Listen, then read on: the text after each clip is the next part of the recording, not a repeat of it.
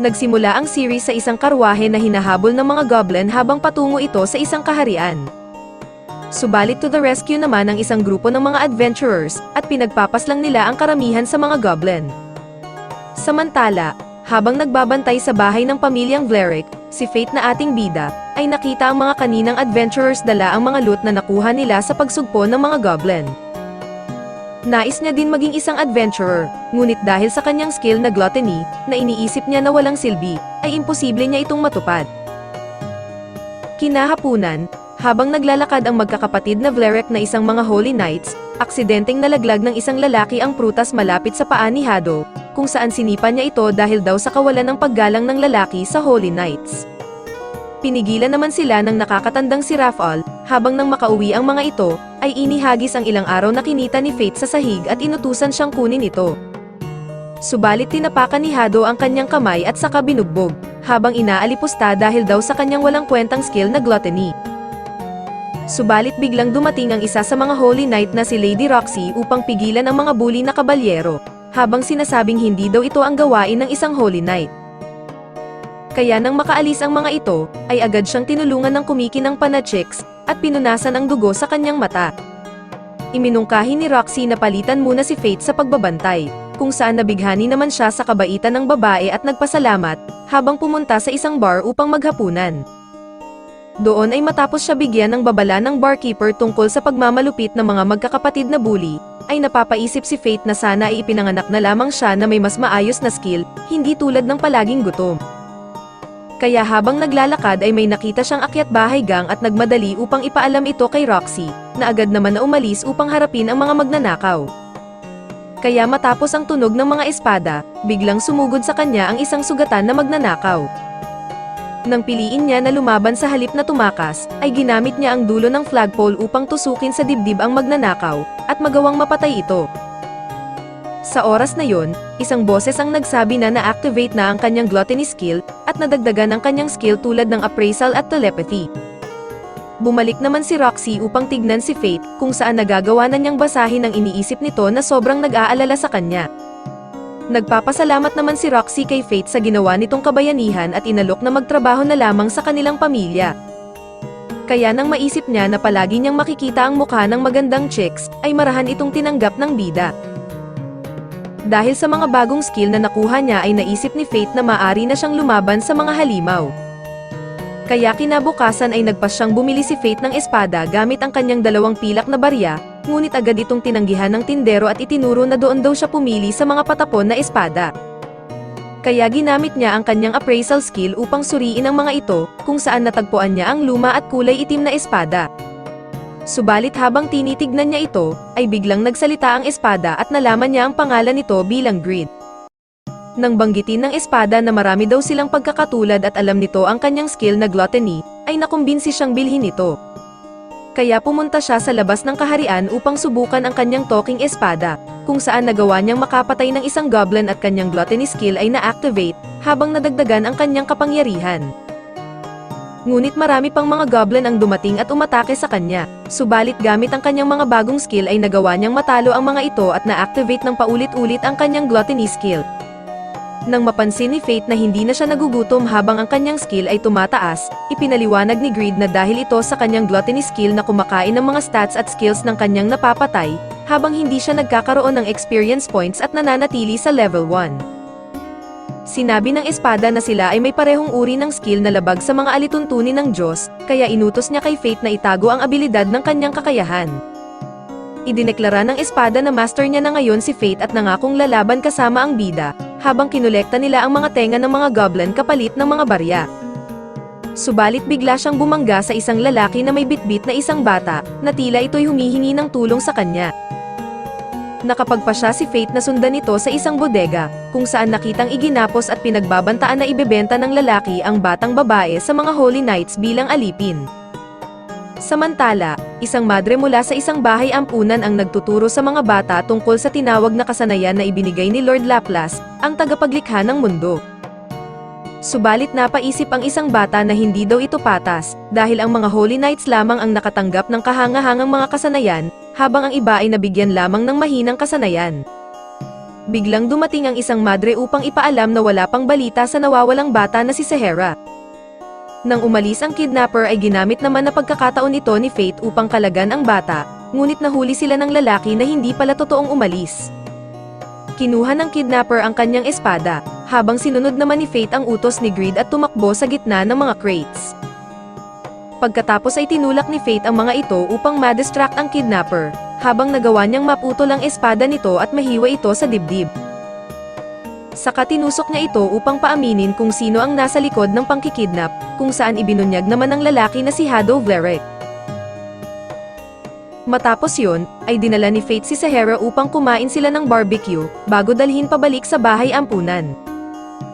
Samantala, nag-uusap naman ang barkeeper at isang lalaki tungkol sa pagkamatay ni Lord Mason, kung saan ang titulo nitong commander ng mga Holy Knights, ay mapupunta sa anak nitong si Roxy.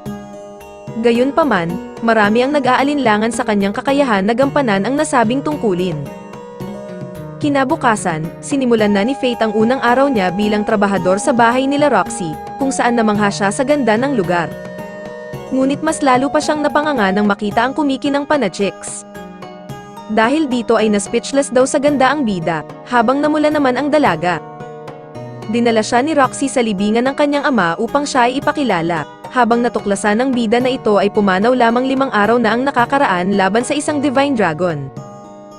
Habang wala man lang ideya si Faith sa tunay na sitwasyon ni Roxy, sinabi ng dalaga na huwag siyang malungkot at humiling ng tulong na gawin nilang masaya muli ang kanilang tahanan. Makikipagkamay sana ang bida ngunit naalala niya na baka mabasa na naman niya ang isip ni Roxy, kaya tinuro niya na lamang ang kanilang maid.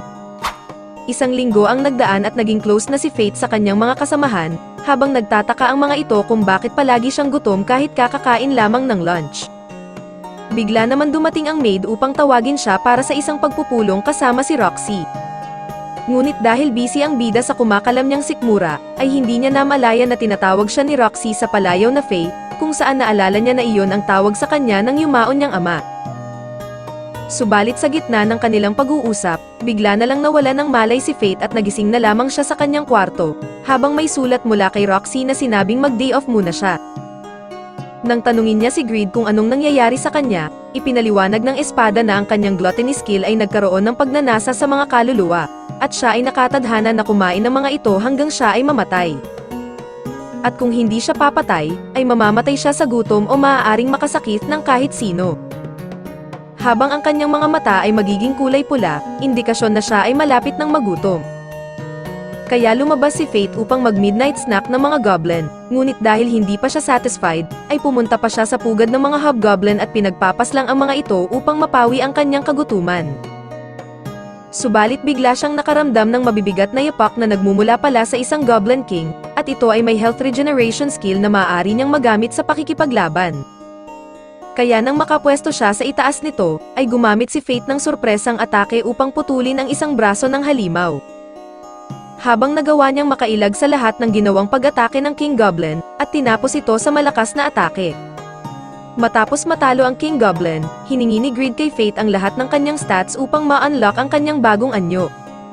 Bagamat may pag-aalinlangan sa una, ay pumayag din si Faith para sa kanilang ikalalakas dalawa, na nagresulta sa pagiging isang magical bow ni Greed, na hindi na nangangailangan ng mga palaso. Kaya bigla na lamang lumabas sa kanang kamay niya ang palaso at sumusunod sa direksyon ng target hanggang tamaan ito. Sa sumunod na araw, sinabi ni Roxy kay Faith na bibisita siya ng bayan bilang isang karaniwang tao upang magsagawa ng isang lihim na inspeksyon, at isasama niya ang bida bilang kanyang escort. Nagpatuloy nga ang dalawa patungo sa bayan, at hiniling ni Roxy kay Faith na tawagin muna siya bilang Lexi sa araw na iyon. Ngunit nang magkahiyaan ang dalawa, ay napasana all na lang ang espada kaya ibabalibag sana ito ng bida subalit pinigilan siya ni Roxy. Nang hilingin ni Roxy na tignan ang espada ni Faith, ay natatakot ang bida na baka malaman ng dalaga ang kanyang lihim. Subalit nang makita ito ni Roxy, ay sinabi niya sa bida na maaari niya itong dalhin sa kanilang blacksmith upang ipaayos. Nagpatuloy na ang dalawa sa kanilang inspection sa palengke at doon nasubukan nila ang ilang ubas na mula sa vineyard ng pamilya nila Roxy, kung saan kamuntikan pa siyang mahuli ng tindero, buti na lang ay mabilis na nakaisip ng alibay ang bida. Bigla naman dumating ang isang Holy Knight, habang ang mga tao ay nagsitabihan. Sakto naman na biglang kumalam ang sikmura ng bida at narinig ito ng kabalyero, kaya mabilis naman na humingi ng paumanhin si Faith. Sinubukan siyang bulihin ng kabalyero, ngunit pinigilan ito ni Roxy. Nang tila namukaan si Roxy ng kabalyero at ng ilang tao, ay nagpanggap silang magkasintahan upang makagawa ng alibay at mapaniwala ang lahat na hindi siya ang Holy Knight na si Roxy. Nang mabasa ni Faith ang isip ni Roxy na natutuwa ito sa unang beses na nakahawak sa isang bisig ng lalaki, ay agad na tinanggal ito ng bida sa kabiglang umalis. Nagpunta din sila sa isang nagtitinda ng mga perlas, kung saan napansin ni Roxy ang isang bato na posibleng naglalaman daw ng perlas sa loob, ayon sa manong. Kaya nang tignan ni Faith ang isa nito gamit ang appraisal skill, ay nadiskubre niyang wala itong laman. Ngunit habang tinitignan naman ni Roxy ang isang asul na perlas, ay bigla niya itong ibinalik at saka nagpas siyang umalis. Habang sila ay naglalakad, narinig nila ang usapan ng dalawang lalaki tungkol sa halimaw na umuubos ng daan-daan na mga goblin. Nang tanungin ni Roxy ang mga ito ay wala daw silang alam, habang ikinagulat ni Faith nang malaman niya na siya pala ang tinutukoy na halimaw, at ang dahilan ng pag-i-inspection ni Faith sa bayan. Habang walang ideya si Roxy na kasama na pala niya ang halimaw na hinahanap niya, ay pumunta sila sa isang bar na palaging kinakainan ni Faith. Doon ay nalaman nila mula sa barkeeper at isang matanda na ang pinaniniwala ang halimaw ay marahil isang leech, habang sumali na din ang mga Holy Knights upang aksyonan ito. Maya-maya pa ay may dumating na 3 adventurer at sinubukan ng isa na bastusin si Roxy. Ngunit tinulak lamang niya ito na tumilapon, habang ibinunyag na niya ang kanyang sarili bilang si Lady Roxy. Agad na humingi ng paumanhin ang 3 at ibibigay sana ang kanilang pera, ngunit tinanggihan ito ni Roxy. Siya ay nahihiya dahil bilang Holy Knight na dapat sila ang pumoprotekta sa mga tao, ay sila pa ang kinakatakutan ng mga ito. Habang sinabi niya ang pangarap ng kanyang ama na maging pantay-pantay ang lahat, at ito ang kanyang nais na matupad. Matapos nila ipaayos at pagandahin muli si Greed, nakita nila sa daan ang magkakapatid na Vlerek na inaabuso ang isang bata. Pinigilan ang mga ito ni Roxy, habang kinuha naman ni Faith sa kamay ni Hado ang bata. Matapos ang mga ito konfrontehin ni Roxy, ay agad din na umalis ang mga magkakapatid na Bully Knights. Nang mapagpasyahan nilang hanapin ang magulang ng bata, naalala ni Faith noong siya ay nawala noong bata pa siya at tinulungan din ng isang babaeng Holy Knight. Nang matagumpay nilang maibalik ang bata sa kanyang ina, ay aksidenteng nakita ni Faith ang kumikinang na naman na mukha ni Roxy, kaya na-in-love siya. Subalit nang mahuli siyang nakatingin, ay nagdahilan ang bida na kailangan na daw nilang umuwi. Dahil may pangamba na baka makilala siya ni Roxy kapag kumain na naman siya ng mga halimaw, ay bumili siya ng maskara para itago ang kanyang pagkakakilanlan. Habang gamit ang kanyang appraisal skill, ay bumili rin siya ng isang bato na naglalaman ng isang asul na perlas na gustong bilhin ni Roxy, at ibinigay ito sa kanyang crush. Naalarma ang mga mandirigma nang makita nila ang maraming patay na goblin. Ngunit nagsimula itong magsitakbuhan nang makita nilang nakatayo si Faith sa tumpok ng mga ito, at binansagan nilang Corpse the Leech. Sa sumunod na araw, inimbitahan ni Roxy si Faith na sumama sa kanya at dinala ang bida sa vineyards ng kanilang pamilya, kung saan ipinakilala niya rin ito sa kanyang ina, na si Aisha Hart. Nang tawagin si Faith ng ina ni Roxy, ay tinanong siya nito kung gusto ba niya ang kanyang anak. Sinagot ito ni Faith na lubos siyang nagmamalasakit kay Roxy at paglilingkuran habang buhay. Dahil dito ay nahiya ang dalaga, kaya't ito ay agad na tumakbo patungo sa kanyang kwarto. Kalaunan, tumulong ang mga bida sa pag-aani ng mga ubas. Doon ay nakausap ni Faith ang isang manggagawa tungkol sa taon-taon na pagtulong ni Roxy hindi lamang sa pag-aani, kundi sa pagtatanggol din sa buong lupain, laban sa halimaw na tinatawag na kobold. Kinahapunan, habang naglalakad pa uwi, nakasalubong ni Faith ang isang misteryosong babae na may dalang malaking sandata. Napansin ng bida na mayroon itong mga pulang mata na tulad ng sa kanya, habang hindi rin tumatalab ang kanyang appraisal skill upang basahin ang lakas nito. Sinabi ng babae na iniwan na niya ang mga kobolds sa kanya, at magkikita pa muli sila. Si Roxy na nakasalubong din ang babae ay sinabing marahil ito ay taga-Galia, isang malakas na bansa noon, ngunit nasira dahil sa paglusob ng maraming halimaw. Kinabukasan, nadiskubre ng mga manggagawa na sinira ang mga ubasan. Sinundan ng mga bida at ilang kawal ang mga ito at nakita nila ang malaking bilang ng mga kobold. Nakita rin nila ang hari ng mga kobold na mas di hamak na mas malakas sa mga ito, kung saan kaagad na pumasok si Faith sa half-starvation mode, dahil nais ng kanyang gluttony skill ang lasa ng isang bagong kaluluwa. Nang makauwi sila at habang sinasabi ni Roxy sa mga tao na haharapin niya ang mga halimaw ng mag-isa kinabukasan, binalaan si Fate ni Greed na hindi ito kakayanin ng batang Holy Knight. Alam ni Fate na hindi siya kasing lakas ng hari ng mga kobold, ngunit hindi niya hahayaan na mamatay si Roxy. Kaya nang sumapit ang dilim, ay nag-alabatman na si Fate at nagpasyang patayin ang mga kobold. Binago niya si Greed upang maging isang pana at sinimulan niyang pagpapanain ang mga halimaw, kung saan ginamit pa ng hari ang isa upang gawing panangga. Matapos pagtatagain ang ilang mahihinang kobold, ay sinubukan muli ni Fate na panain ang hari ng mga ito, ngunit sinalo lang nito ang kanyang palaso at nag-flex. Kaya sumugod si Fate gamit ang espada, ngunit nagpakawala ang halimaw ng malakas na suntok, na nagpatilapon at nagpabagsak sa bida sa lupa. Subalit nagpanggap lang palang patay si Fate at nagawa niyang matalo ang ilang kobold. Pagkatapos ay ibinigay ni Fate ang kanyang 10% ng kanyang stats kay Greed upang buksan ang first level ultimate form nito, at naglabas ng napakalakas na atake upang matalo ang halimaw at nag-iwan ng malalim na hukay sa lupa. Subalit dahil pinatay niya ang isang nilalang na mas mataas ang antas kaysa sa kanya, ay hindi ito kinaya ng kanyang katawan at napasigaw sa sakit. Nang makita nila Roxy at ng mga mandirigma ang lawak ng pinsalang naganap kinabukasan, ipinaalam niya ito sa kanyang ina at napaghinalaan pa ang babae na mula sa Galya, habang ang bida ay tahimik lang. Bago umalis, kinausap ni Aisha si Fate matapos malaman na masaya ang kanyang anak na si Roxy kapag kasama si Fate. Alam niyang maikli na lamang ang kanyang oras na natitira dahil sa kanyang sakit, kaya't hiling niya kay Fate na alagaan ang kanyang anak at manatili sa kanyang tabi hanggang sa huli. Nang makabalik sila sa capital, nalaman ni Fate na hindi na sapat ang mga goblin upang mawala ang sore eyes niya sa mata, kaya nagsuot muna siya ng eye patch. Kaya habang tambay sa bar, ay narinig niya na sasali na si Hado sa paghahanap kay Corpse the Leech, at nalaman din niya ang tungkol sa Galyan Expedition kung saan namatay ang ama ni Roxy, na napili ang dalaga upang ipadala. Ito ay plano ng magkakapatid na Vlerek na nais alisin si Roxy, dahil ito daw ay sagabal sa kanilang pagsasaliksik para sa immortality. Sinubukan pigilan ni Fate si Roxy dahil baka ito ay hindi na makabalik, ngunit buo na ang desisyon ng dalaga. Kaya dahil namumuro na ang magkakapatid sa kanya, ay hinarap na ni Fate si Hado habang may mga kasama itong mga extra. Nang ipadala ni Hado ang kanyang mga extra, madali lamang itong mga tinalo ni Fate at ang natira ay nagsitakbuhan. Kaya bago ito harapin ni Fate ay ipinakita muna niya ang kanyang sarili kay Hado, kung saan ikinagulat ito ng lalaki kung paano lumakas ang bida ng ganon. Kahit nanginginig na sa takot, nakuha pa ni Hado na magyabang na siya ay may malakas na espada, kaya't ito'y gumamit ng Holy Sword attack ngunit masyadong mabilis para dito si Fate, at hiniwa ang kanyang pinagmamalaking espada. Si Hado na nabalot na ng takot ay wala nang balak ipagpatuloy ang laban, ngunit si Faye ay determinadong maghiganti para sa lahat ng pang-aabuso at ng iba pang naranasan mula sa mga Holy Knight, at inihampas ito sa maraming puno hanggang mabasag ang mukha nito.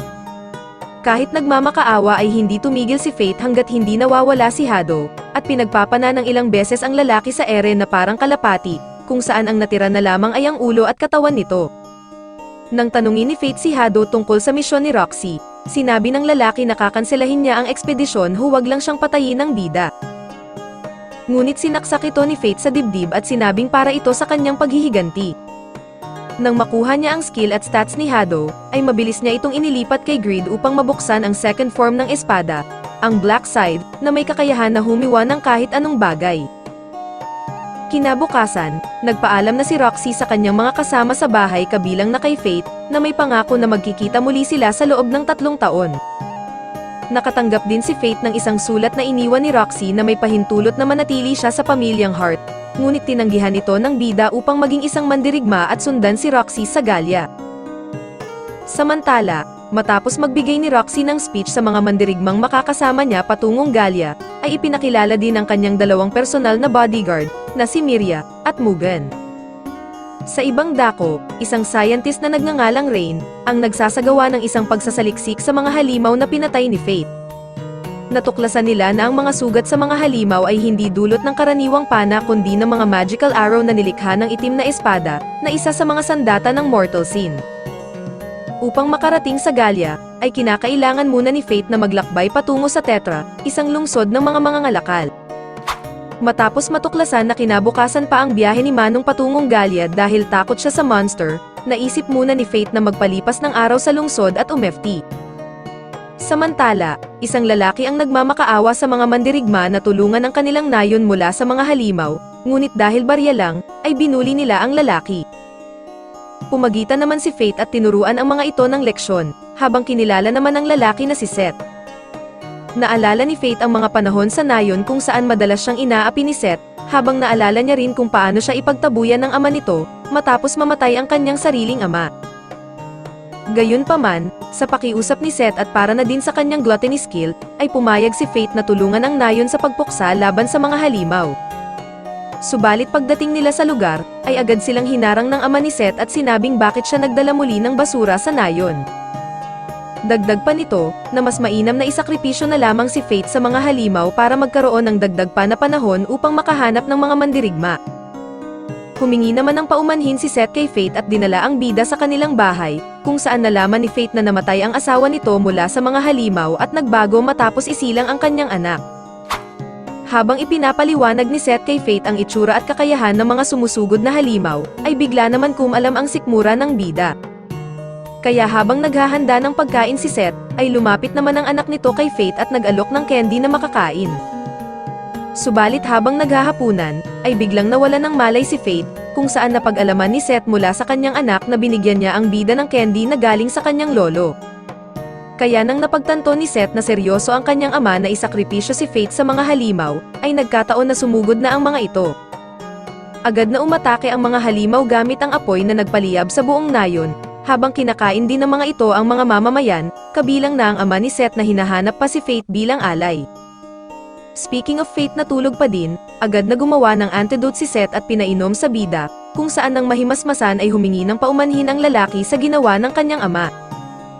Agad na lumabas si Faith kung saan nakita niya ang kalunos-lunos na sinapit ng buong nayon sa bunganga ng mga halimaw. Sinabi ni Greed kay Faith na wala siyang match sa mga ito kung aatakihin siya mula sa itaas, kaya inutusan niya si Greed na mag-transform sa Black Side, kung saan hiniwan niya lamang ang atake ng halimaw gamit ito. Kaya nang napagtanto na may palag pala ang bida ay gumawa ang mga ito ng mas malaki pang fireball, ngunit binato ni Faith si Greed at nahiwa lamang ang apoy, habang tinamaan din ito ang mga halimaw sa ere at bumalik ito sa bida na parang boomerang. Kaya lumabas na ang boss ng mga ito na may mataas na level at fire resistance, ngunit walang match ito sa karit ni Faith dahil hiniwa lamang ito sa gitna, at tumaas lalo ang stats ng bida. Dahil sa naging pinsala sa nayon, ay ilan lamang ang nakaligtas habang nasira na din ang lupa at hindi na din sila makakapagtanim, ay sinabi ni Seth na pupunta siya ng bayan para maghanap ng trabaho at masuportahan ang kanyang pinakamamahal na anak. At bago sila maghiwalay, ay hiniling ni Seth kay Faith na suntukin siya sa mukha bilang ganti sa kanyang pang-aapi noon. Kaya nang maintindihan ito ni Faith, ay sinuntok niya si Seth na medyo napalakas, ngunit nagpasalamat ito sa kanya. Dumaan din si Faith sa dati nilang tirahan, kung saan nakalibing ang kanyang mga magulang, at sinabi niya sa kanyang ama na siya ay nasa maayos ng kalagayan. Sa ibang dako, habang ang grupo ni Roxy ay nagpapahinga sa paglalakbay at malapit nang makarating sa teritoryo ng Lanchester, si Faith naman ay nakasakay na sa karwahe ni Manong. Habang ang bida ay babayaran ni Manong ng 3 gintong barya para daw sa kanyang kaligtasan, sakto naman na biglang hinarang ang kanilang karwahe ng mga bandido. Agad na bumaba si Faith upang harapin ang mga ito, ngunit si Manong ay biglang napakapit at nagmamakaawa na iligtas siya. Subalit isang atake mula sa langit ang nagpatilapon sa mga bandido, kung saan ito pala ay mula sa misteryosong babae na nakasalubong ni Faith at hinahanap siya nito. Nang payagan ito ni Manong na sumabay sa kanila, biglang umangat ang unahang bahagi ng karwahe sa bigat ng sandata ng babae, kaya inutusan niya ito na bumalik sa normal. Nagulat si Faith nang alam ng babae ang kanyang gluttony skill, dahil lumalabas na mayroon din itong skill ng deadly sin. Kasabay ng pagpapakilala ng babae bilang mine, ay tumunog ang tiyan nito kung saan binigyan naman ito ni Faith ng makakain, ngunit inubusan siya nito. Nang makarating sila sa bayan ng Lanchester, isang lalaki ang nagligtas sa isang babae mula sa mga kunwaring multo at nagpakilala ito bilang Lord ng Lanchester, na si Rudolph na Papogi. Sinabi ni Manong na mukhang naghahanda ito na salubungin ang grupo ni Roxy, na ikinagulat ng bida dahil nauna pa siya sa kanyang hinahabol. Matapos sila bayaran ni Manong, ay biglang nakatulog si Maine sa likuran ni Faith kaya wala siyang nagawa kundi kargahin ito. Habang naghahanap ng matutuluyan, napansin ni Fate ang iba't ibang marka sa mga batok ng tao na nakatira roon, kung saan naisip ni Greed na marahil ito ay nagpapakita ng kanilang antas ng pamumuhay sa lipunan. Ito ay ipinapatupad ni Lord Rudolph na kasalukuyang bibitayin ang dalawang lalaki, dahil ang mga ito ay hindi marunong sumunod sa kanyang mga pinag-uutos. Matapos makakuha ng matutuluyan, ipinagtapat ni Greed kay Fate na dati na niyang kilala si Mine pati ang sandata nitong si Sloth, na isa ding weapon of mortal sin. Ipinaliwanag din ni Greed na may 7 deadly sin skill, ang Pride, Envy, Lust, Sloth, Greed, Wrath, at Gluttony. Ang mga kakayahan na ito ay ipinanganak sa hindi pagsunod sa mga batas na itinakda ng banal, kung saan ang gluttony ang itinuturing pinakamasama sa lahat, dahil sa kakayahan nitong gawing mas malakas ang may hawak kaysa sa Diyos. Habang naguguluhan si Fate kung bakit siya ang napili at sa kung ano ang kabutihan ng ganitong kapangyarihan, sinabihan siya ni Greed na kumalma dahil kung siya ay magiging emosyonal, ay maaari siyang sakupin ng gluttony. Kaya pinayuhan siya ni Greed na kailangan niyang maging matatag at maging malakas upang labanan ito. Lumabas ang dalawa at sinabi ni Greed na kailangan niyang kontrolin ang gluttony, kung saan ang layunin ay dahan-dahan siyang kumain. Kaya nang lumabas ang isang Sandman, ay sinubukan ni Fate ang kanyang bagong Fire Magic Arrow, at nakagawa ito ng malakas na pagsabog. Ngunit nang makitang marami pa ang lumabas nito, ay nais agad itong lumunin ni Fate subalit sinabi ni Greed na kailangan niyang magpigil. Nang magising si Mine at makahanap ng makakain, nakita niya ang isang poster ng Sand Golem, na kahit daw si Sir Rudolph ay hindi kayang talunin. Habang unti-unti nang nasasanay si Fate kung paano kontrolin ang kanyang kakayahan, sinabi ni Greed na oras na upang masatisfy ang kanyang kagutuman.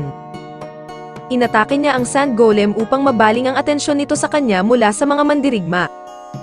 Gumanti ito ng sandamukal na putok ngunit nilamon lang ito ng atake ng bida patungo sa halimaw. Gayunpaman, ay bumuga ito ng sandstorm sa bida, kaya binago niya si Greed at ibalik sa halimaw ang amoy longganisa na hininga. Ngunit ang kaluluwa nito ay tumakas at pumunta sa ilalim ng buhangin, kaya binago niya si Greed sa ultimate form nito at tinamaan ang kaluluwa, na lumikha ng malakas na pagsabog at malaking hukay sa lupa. Matapos makuha ang skill at stats ng golem, ay nagpasalamat sa kanya ang mga mandirigma at hiniling ang kanyang pangalan, kung saan nagpakilala siya sa mga ito bilang corpse. Nang makauwi si Fate, ay nalaman niya na aalis si Mine upang itumba ang Sand Golem. Ngunit nang sabihin ni Fate na natalo na niya ito ay nagalit ang babae dahil hindi daw niya makukuha ang reward nito. Dahil kumalat ang balita sa pagpatay ng Sand Golem, ay biglang dumating si Rudolph at sapilitang inaya si Fate na maglingkod sa kanya. Ngunit lumapit si Mine sa papogi at hinampas ito ng sobrang lakas na lumipad na parang naging Team Rocket. Kaya't wala silang nagawa kundi sumabay muli kay Manong upang makaalis na ng lungsod. At dito na muna nagtatapos ang recap. Maraming salamat sa panonood.